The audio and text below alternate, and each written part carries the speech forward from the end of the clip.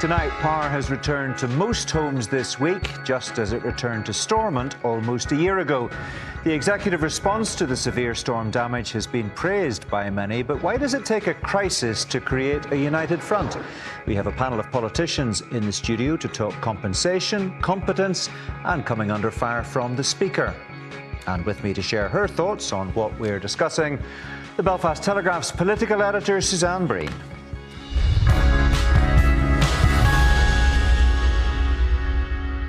Although it's been a very long week for some, as the damage caused by Storm Éowyn across Northern Ireland has shown.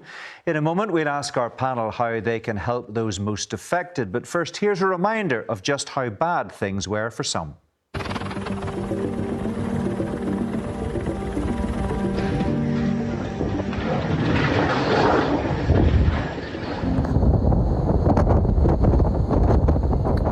It went at the back of the house. We could actually see parts of it going past the kitchen window. It was just, I don't even know how to describe it. Power going out all over the countryside. There's trees down left, right and centre. It's broken the wall, I can't get down our lane, burst water pipes, it's absolute madness.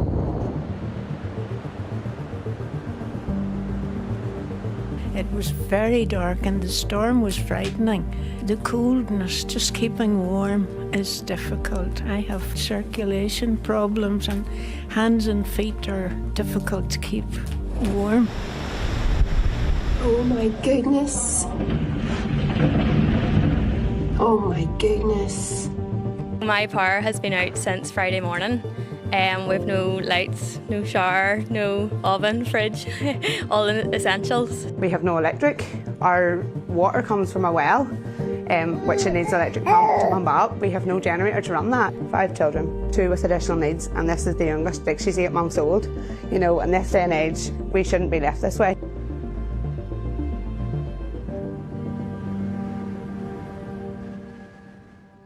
Some of those most severely impacted by last week's storm. And I'm joined now by Stormont's official opposition leader, Matthew O'Toole from the SDLP, the Alliance Party's deputy leader, Owen Tennyson, the DUP's North Belfast MLA, Philip Brett, and Sinn Féin's South Belfast MLA, Deirdre Hargey. The Ulster Unionist Party was, of course, invited to take part in the discussion, but we were told it doesn't have anyone available to be here. So welcome to those of you who are here. Thanks very much indeed for joining us.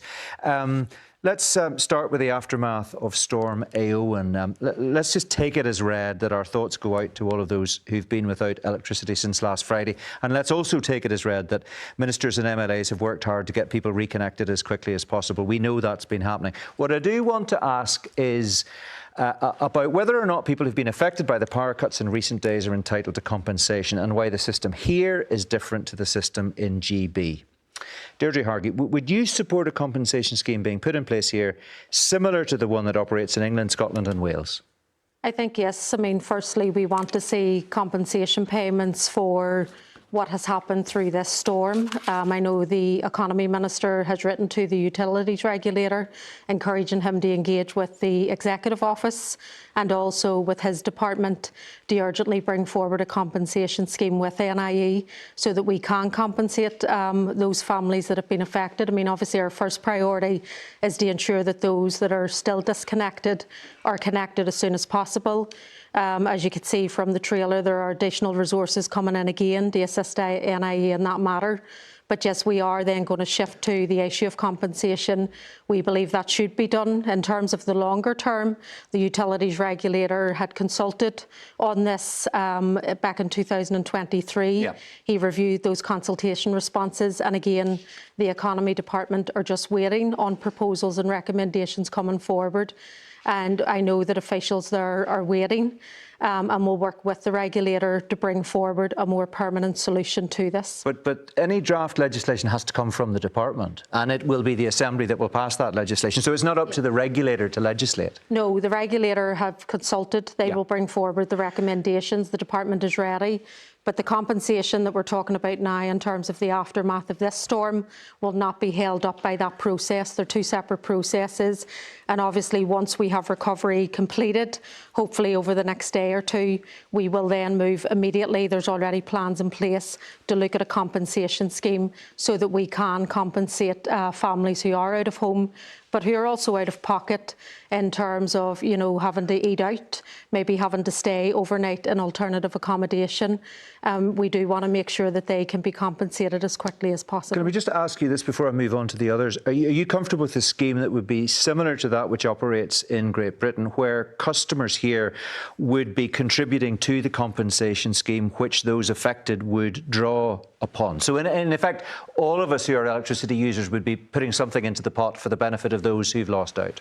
Well, I think we have to see the proposals as they come forward. Obviously, part of the consultation that went out was to look at a compensation scheme in terms of severe weather, things that happened. That would then look at in terms of all of the payers across the board to help mitigate that. But so that's a yes, effectively, I do isn't think it? there also has to be a conversation in terms of energy companies that make huge profits, in terms of how those profits can be reinvested in to assist those customers then at their time of need. But the scheme across the water, Philip Brett, is one based upon the idea that customers pay in and then those most affected draw out. So I think it's important to set the different contexts that there are here in Northern Ireland and in GB, because I'm not quite sure that there's an understanding across some of those commenting on this issue of the differences. So in GB, customers pay on average 15 to 20% extra on their bill every single month to pay into an insurance pot, and that can then be drawn upon whenever there are severe incidents like that. That has been in place in GB since 2005. So bill payers in other parts of the United Kingdom have, in reality, been paying much higher bills than here in Northern Ireland.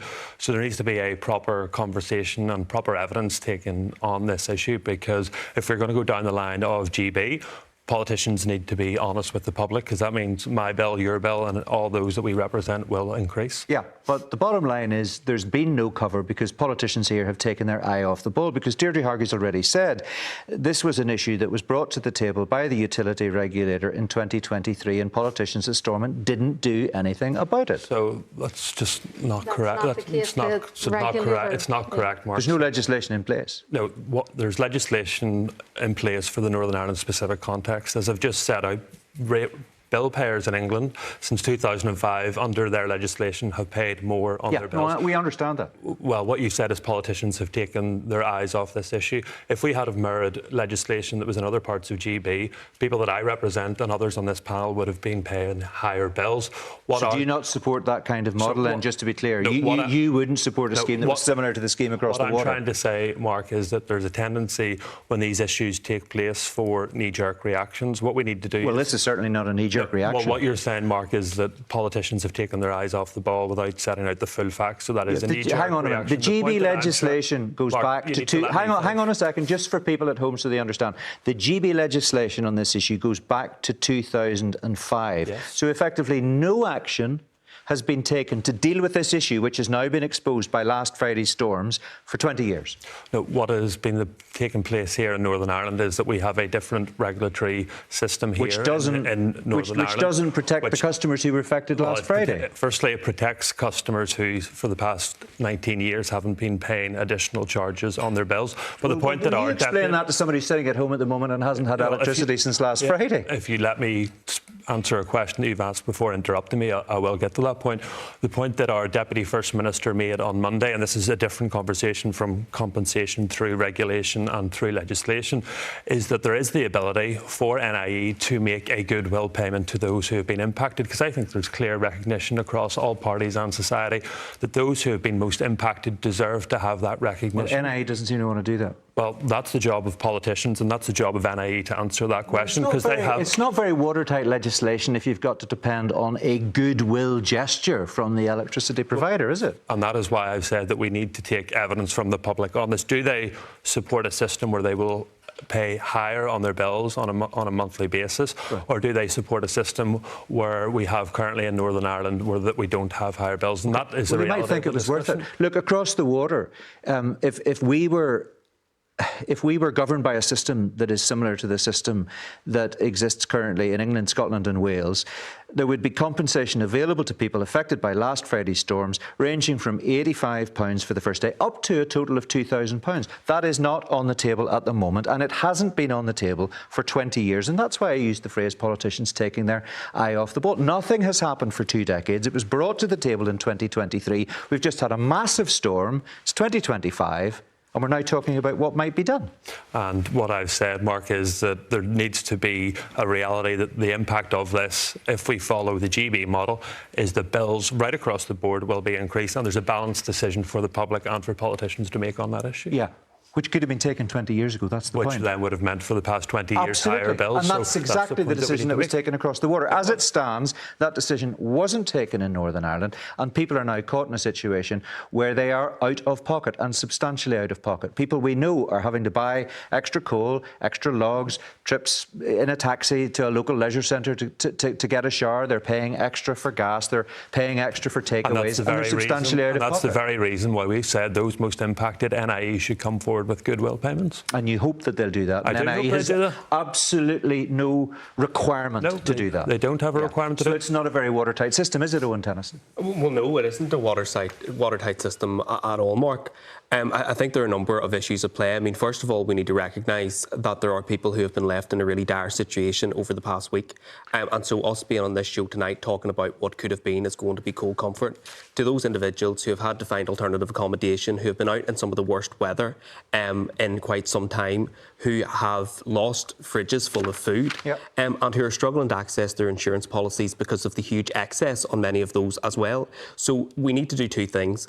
We need to accept that there is no regulation in place at the moment, and we need to be making representations to Northern Ireland Electricity to press them to reinvest some of their profits back into their vulnerable customers. Let me stop you there. No regulation in place at the moment. No. Does responsibility for that lie with the customers who've had to chuck out freezers full of food, who've had to pay extra for coal and gas and blocks to heat their houses, who are trying to heat babies' bottles on wood-burning stoves?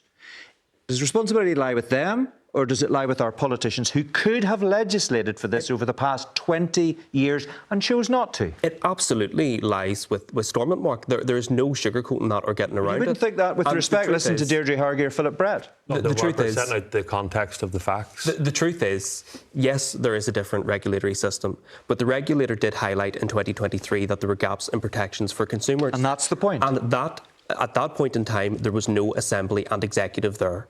So there are a whole myriad of issues where we find that we are falling behind the rest of these islands in terms of protections for consumers, in terms of human rights, in terms of a whole range of other issues in terms of our public services.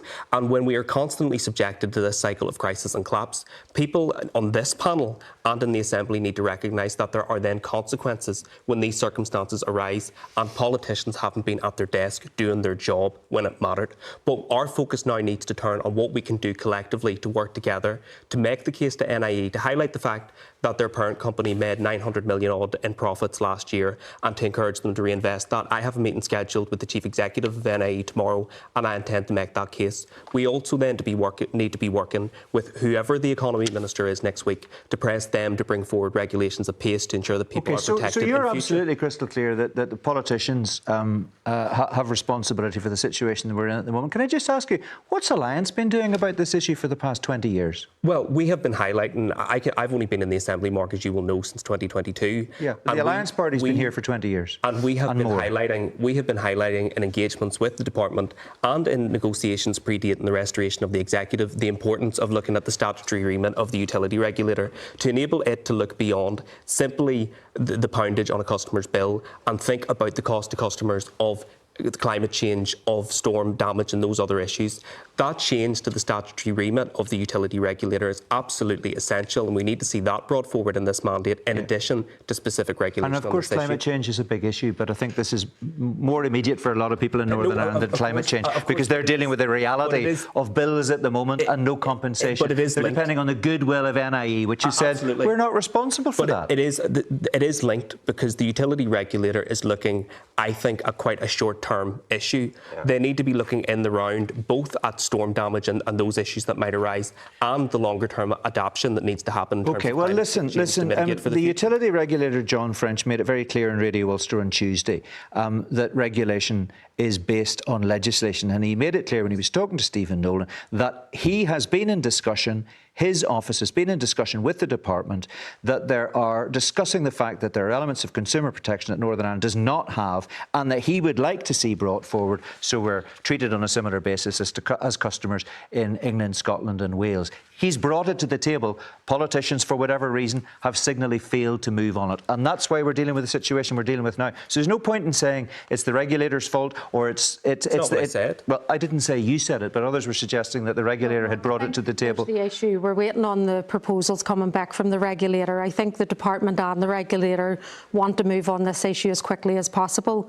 But the issue for compensation, I will let you finish that. But do you accept that more could have been done before now? That's the part. Do you not think members of the public at home want to hear you saying that? Clearly saying there's always lessons to be learned. The politicians didn't. Anybody would say didn't cover themselves different. in glory with this. Do you accept that? Well, we've said there's always lessons to be learned, and we will look at that clearly after. Michelle laid that out in the Assembly on Monday.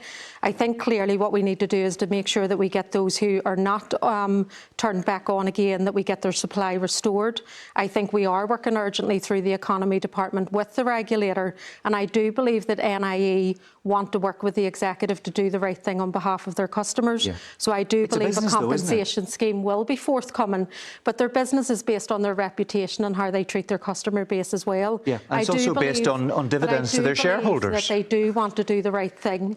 I believe that there's good soundings with them working with the executive and the regulator, and I think once we get supply restored to the households that are remaining, that we will quickly move to introducing a compensation scheme whilst we also look at the legislation as well, and I believe that we can do both of those things. So will it be in place by this time next year, do you think? There is the political will around the table to get the immediate compensation through, and then to work on the legislation also. Is the political will there because politicians are hugely embarrassed at getting caught out in this way? Well, I would say a couple of things. First of all, there is the question of compensation for people who have been left in a terrible situation, people who are still without power now and are in the situations you described, people with kids, elderly people, vulnerable people. They need to be compensated. Who's going to compensate them? Well, this is the question. And what I hear today, or a lot of what we hear tonight, is we're waiting for the regulator to come back. Now, we do have a model of where the utility regulator oversees obviously the regulation of utilities, including electricity power in Northern Ireland. But it is also the case that politicians are there to lead. It is for politicians to take the initiative and explain how they, either through direct public spending or through pressure or engagement with, for example, NIE, are going to ensure that people are compensated. There's a huge amount of passivity at times with the Stormont executive. There's a desire at times to appear to be in control, but also to kind of outsource responsibility to other people. So I would like to see ministers who have responsibility for this, including the economy minister, whoever that is in the coming days, to take a degree of accountability. It is true to say that there is collective responsibility over the last 2 decades for Stormont collectively not dealing with, but the people who are in office now are responsible for dealing with it. Okay, so very quickly, let me just a couple of points. Just give me sort of yes, no. Is it acceptable that the GB legislation goes back to 2005 and our politicians, and I know that there hasn't been continuous government over that period of time, but there have been periods, lengthy periods of government. Is it acceptable that for 2 decades our politicians did nothing, and that the utility regulator specifically brought forward proposals to the table in 2023, and now at the start of 2025, the consultation process launched in 2023, so the consultation went into last year, and then the ENI has to bring those forward, so they haven't come yet. We're still waiting on them.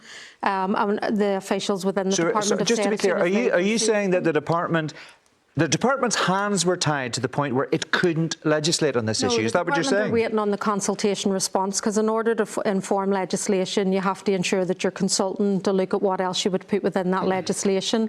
The department are working with the regulator in terms of bringing that forward as soon as possible. Obviously, the legislation needs to be drafted. Yes, and we need to look responsibility at the for that's with the department. responses, but that didn't finish in 2023, Mark. That only was into 2024. Yeah, and we could go back to 2005. You know, 2023 slightly dancing on the head of a pin. Acceptable. The simple answer is no, it's not. Okay, and the next question, is it acceptable that we are depending on the goodwill of NIE to make payments to people who have been affected by what happened last Friday? Well, I would say it's the same answer to the previous question. No, it's not, because there should have been a solution to this, and that is there is a collective responsibility.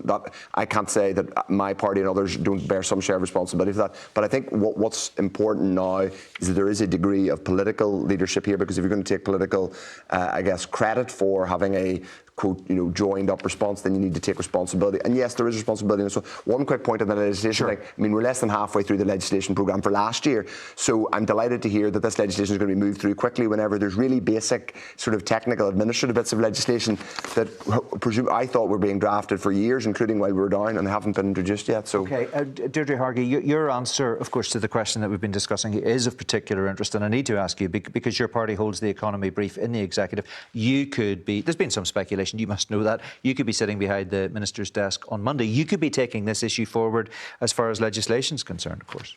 Well, the election hasn't happened yet in terms of the Shannon, and we have to wait on the outcome of that, and then a decision will be taken. But I think no matter who's in post, yes, as I say, the immediate urgency is to make sure that we get the power supply back on for those homes that don't have it. We then do look at interim compensation then that can be done in the absence of legislation. And I do believe all are working together. As I said, the Economy Minister has contacted the Utilities Regulator. They're engaging with the Executive Office. So this is a cross-executive approach, and also including the NIE, who I believe do want to do the right thing. And I do believe over the next period we will start to see things when we move beyond the response phase of this into then looking at the compensation phase. I do believe if you're the Minister, are you going to deal with this very quickly? Looking at legislation, I mean, it is one of the areas that will be picked up. Right, yes. OK. You looking forward to getting a tap on the shoulder on Monday lunchtime? Down to Michelle O'Neill, and I have no doubt that whoever takes on the post will have the confidence of the party as a whole. OK, all right. We'll leave that there. You'll be glad to hear. But we'll watch developments with interest. I want to move on to the Stormont break. Philip Brett, you may or may not be pleased to hear, unionists voted to pull the Stormont break just before Christmas last week. Hilary Benn said the tests for its use hadn't been met. Gavin Robinson said that was disappointing. Wouldn't embarrassing be a better word? No, disappointing was the word that Gavin used, and we were disappointed. And it wasn't just the DUP, Mark, that were disappointed. That was every single elected unionist in the Assembly, because we were clear that the impact of this on Northern Ireland would be negative. The chemicals industry were clear with the committee that it would be negative upon them, and that is why we used the mechanisms that were available to us. We were hugely disappointed that the government didn't take the action that it could have, and in our view should have taken. Obviously they have launched the review now, which is welcome, but unionists will continue to work together on these issues, and I just hope that other parties will recognise that whenever there are issues of concerns brought to them by the industry, not by politicians but by the industry, that they listen to them, and we all act together in the best interests of Northern Ireland. Yeah, when he was announcing the deal to restore Stormont, your former party leader Jeffrey Donaldson said the Stormont break would be tested within a month, and here we are a year later. You tried to pull it and you signally failed. So there was going to be, the Stormont break was going to be pulled in relation to the issue of dental amalgam.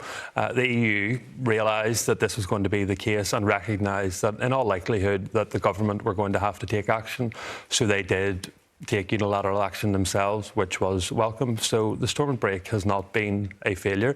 I think it's important. Some of your fellow unionists say it's been an abject failure. I think it's important to recognise, Mark, there has been some within the unionist community who have tried to claim that the Stormont break was part of a deal that this party done. The Stormont break was introduced by Rishi Sunak under his agreement, which we opposed in the House of Commons. But as unionists and as members of the Assembly, we will use every mechanism available to us. But the Stormont break's a toothless wonder, isn't it? Every mechanism available to us to highlight the concerns, not just of unionists, Mark, but of industry who have been clear that the impact of this was going to be huge, but others in the Assembly ignored them. industry doesn't seem to be hugely up in arms about it. Well, Owen Mark, Tennyson, do you fear... Sorry, Mark. Could you read the report then to me from the chemical industry if you say it's not been huge? Well, have you heard lots of people screaming and shouting about it? Clearly, Mark, you're making a comment when you're not informed on the issue. The report... the report that was given... Thank you very much. Do you want to read... No, I don't want to read the report. We haven't got time to be reading reports. So Thanks very much. I'll direct the discussion if you don't mind. Owen Tennyson, do you fear at some stage in the mandate of this Assembly that the UK government will have to give unionists a win and allow the brake to be pulled? Well, it's not about giving unionism a win. I mean, I think, first of all, Philip says he opposed Rishi Sunak's deal. The problem is that unionism campaigned for Brexit. Well, the DUP certainly campaigned for Brexit and then opposed every version of Brexit that was put before them in the House of Commons and have walked us to this position. The Stormont brake should be used only in exceptional circumstances where it looks likely that an EU regulation will have a significant impact on Northern Ireland. That was clearly not the case in this instance. It makes no sense for the UK to try to chart its own path on chemical safety. The proposals were small. It was about the font sizes on labels. It was about new hazard classes. And with the greatest respect, Mark, my constituents aren't beating down my constituency office door wanting to talk about the font size on chemical labels. They want politicians focused on what really matters in terms of the job that we need to be doing to reform our health service, to tackle the cost of living by dealing with issues like housing and childcare, by reforming our education system. That's what we ought to be focused on. And I think what the DUP have been engaging in is distraction politics to cover their own back, following the mistakes that they made when they pulled the institutions down and campaigned for Brexit. Worth the paper it's written on? Well, it remains to be seen as the answer to that question. But I think it is a distraction because ultimately the solution to all of our ills in this respect is closer alignment with the EU. It is in Northern Ireland's interest for the UK and the EU to be cooperating together, and where issues do arise, and the dental amalgam example bears this out, the solution is for us to go upstream and influence the European Commission earlier in the legislative process, not engage in a stunt at the end. OK. Matthew, just, if you don't mind, briefly, a couple of sentences on this situation. You can see two very different views of the Stormont brake. Are there any circumstances in which it would make sense for the Stormont brake to be pulled that you can think of? I think the problem with the Stormont brake is it's designed to solve a political need for the DUP and for parts of Heartland Unionism rather than deal with issues as they arise. Our view has always been, and we're the most pro-European party in Northern Ireland, we've always said that the best thing, what we need the most is to take advantage of the opportunities that arise from our position. That means a voice. We did a paper on this before Christmas, a voice in Brussels for Northern Ireland where we can speak early where there are issues that arise but take full advantage of the opportunities. And I'd like to see a European Commission office open in Belfast. Just all that kind of engagement I think will help us deal with these problems rather than trying to pull brakes and pull stunts. OK. I want to move on to another subject, and I mentioned it in the introduction, and that is the Speaker, Edwin Poots, has warned each of you and the 86 other MLAs at Stormont that you're all being extremely discourteous when not in the chamber to ask a listed question. We'll talk about that in a bit more detail after we've heard in a bit more detail exactly what he had to say. In the coming weeks, I intend to say more about our standards of debate. However, I am particularly writing to members today about the need to be in the chamber at the appropriate time for the business that they are due to participate in, whether that be questions, statements or debates. But there was other members last week who didn't turn up for questions. A lot of time was spent by departments and ministers preparing for those questions. A lot of expense is put to them. It is just pure common courtesy to actually be there for it, and to not turn up and then not to apologise for it is something which we won't be tolerating. And just for the record, a listed question is scheduled and takes place during a fixed 45-minute period. Matthew, does he have a point? Yes, he does. And he has a point because one of the things that's happened in the first year since we've been back is that the debates at Stormont, particularly by executive parties, have been demeaned by the failure to produce substantive legislation, continually putting down motions, pretending to the public that substantive things are going on, when effectively what executive parties are doing is wasting time rather than bringing forward substantive legislation. Earlier this week, sorry, it feels like a long time ago, we were debating nappies, a nappy disposal scheme. It seems ridiculous, And I'm sure there are legitimate reasons to discuss nappy recycling, but that was literally what the Northern Ireland Assembly was discussing on Monday. On Tuesday, we were debating two things. Number one, we were debating the public health crisis in a non-binding motion in relation to gambling, how terrible, and it is terrible, the public health crisis we face from gambling. That same day, the Northern Ireland Assembly increased stakes and prizes. We are inviting ridicule when we don't take seriously the mandate that the people gave us. Our job in opposition is to improve accountability and to improve standards of debate. So I agree with the points being made by Edwin Poots. OK, Deirdre Hargett, you're in fact the only person sitting at the table tonight who has had the opportunity, the privilege of answering questions as a minister at the dispatch box in the chamber. Have you some sympathy with Edwin Poots' comments? Oh, I mean, I think we'll have to treat the chamber with respect. Do you think some members don't do that? Have to turn up on time. I mean, I would say all members would stress to do that. I mean, obviously, in the Assembly, there are other events that are going on. There's a lot of stakeholders that would have events there on a Monday and Tuesday. They ask that you represent yourself at those events as well. But nothing's more important than the debating chamber itself. Of course not, and that has to have primacy over everything else. But events do sometimes, you know, the timing, the scheduling will run on or it will be delayed. So there is a point, and I think all members, it's good to be reminded of these things. I think on the legislative part, I mean, we've moved 7 pieces of legislation over this past year. There's some that will be forthcoming. I was in the Justice Committee today dealing with. But it's not about that. It's about how people treat the debating chamber. That was his point. Undermining the concept of debate is what the Speaker said. He also talked about members not respecting the dress code. He said it is smart, but he said some MLAs have a very loose interpretation of smart. There's been talk about some MLAs maybe turning up in cardigans occasionally, some MLAs spending too much time on their devices, not listening, not acknowledging the chair as they enter and leave the chamber, drinking soft drinks in the chamber. None of this is acceptable, is it? No, and I think people need to recognise that it is a huge honour to have the ability to speak for your constituents in the Northern Ireland Assembly. So people need to shape up. There are only 90 of us to represent this country up there, and it's a huge honour for me. And I take every opportunity I can to speak in the Assembly. And I think that on the vast majority of occasions, the MLAs are of that view too. But clearly, people need to recognise that they need to step up on this. OK, and where people fall short, should they be called out? I think they should, Mark. I mean, Matthew references delivery. I think, to be fair, the 2 alliance ministers do have substantive pieces of legislation before the Assembly at the minute, but it's also about accountability, and that's where members turning up for question time is really essential. But yes, absolutely, I think it's appropriate that where standards fall short, that an MLA return to the chamber, acknowledge that and apologise in the interests of the democratic process. Last sentence, very, very quick point. Deirdre's right, there are events strong and it's legitimate and important to go to them, but legislation is what we are there for, and delivery for the public. Holding wee banners going and getting photo ops is not real delivery for people. And unfortunately, people have seen politics as performance, and here the public actually want delivery. Legislation's happening at the moment. It's being scrutinised at committees before it goes people back need to see it though when they tune in and look at the chamber. And the chamber's half empty. The chamber, it's not a good look. There is important discussions happening. There's been changes. I mean, we've delivered equal pay for people. We have done the defective premises legislation. Yeah, but could do better. We are doing could do better now. Well, legislation will begin to flow over the coming months, and particularly over the next year. I believe we will see substantive legislation over that period. All right, Edwin Poots says he's going to come back to this and he's going to give you a running commentary on the behaviour, so it'll be very interesting to hear what he has to say the next time he addresses the issue. Listen, thanks all very much indeed. Appreciate your thoughts tonight. Good to have you with us. Let's just get some analysis of what we've been hearing from the Belfast Telegraph's political editor, Suzanne Breen. Suzanne, a very wide-ranging conversation, I think you would agree. Well, broadly speaking, what did you make about that? Let's start with the compensation plan.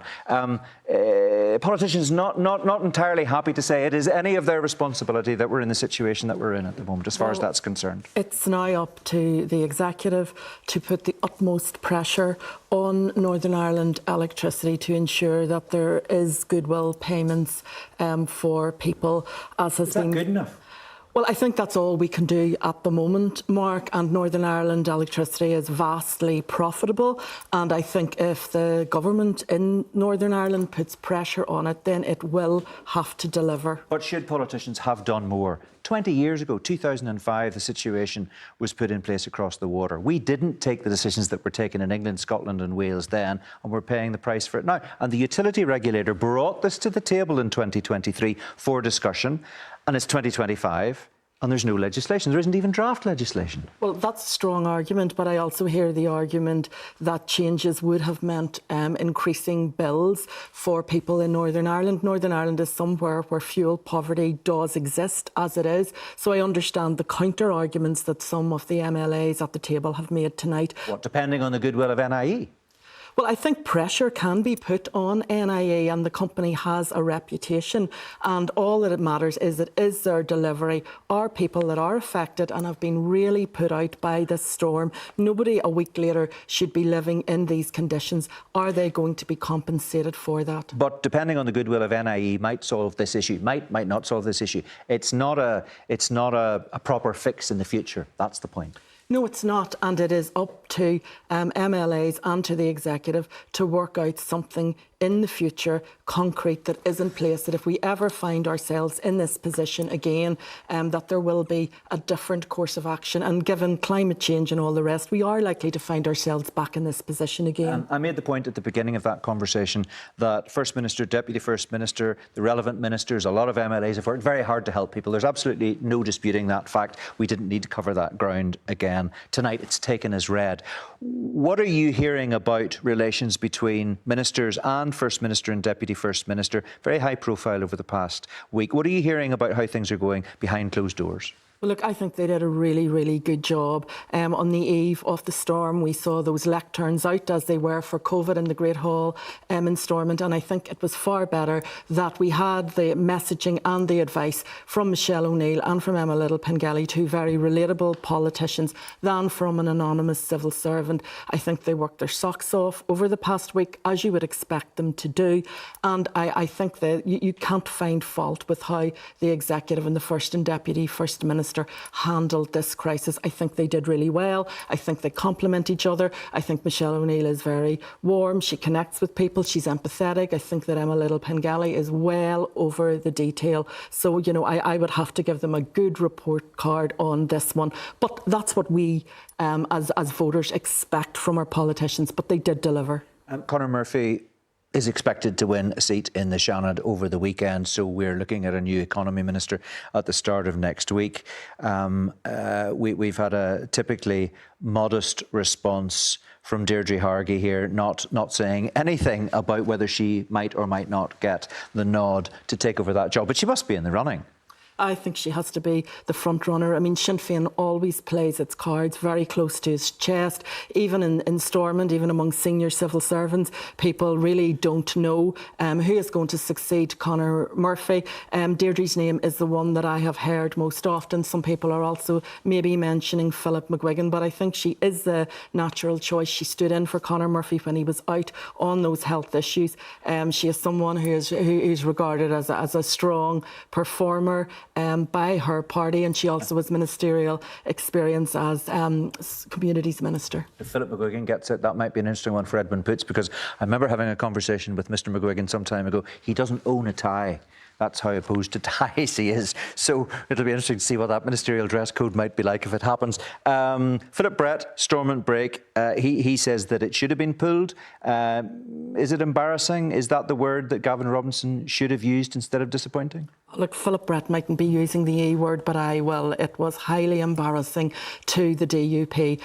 This just exposes how little clout unionists have on this issue. We are reminded a year on from the Safeguarding the Union, bringing back devolution, Jeffrey Donaldson leading his party back. We are reminded that the Irish Sea border very much exists. The DUP is lucky that there isn't going to be an Assembly election for over 2 years, because this is manna from heaven for the TUV and for Jim Allister. But I wouldn't be surprised if the Stormont break is actually pulled by the government to cover the DUP's blushes before the next election. OK. Suzanne, thank you very much indeed. We have crammed an awful lot into this programme tonight, but we are out of time. Out of time. Thanks very much indeed for that. Just a quick reminder about our Red Lines podcast. This week's episode examines the potential impact Donald Trump's presidency could have on the economy here and in the Republic. As always, that's available now on BBC Sounds. The Finance Minister Kiva Archibald is my guest this week on Sunday Politics, 10 o'clock, BBC One. Do join me for that. For now, though, from all of us, good night.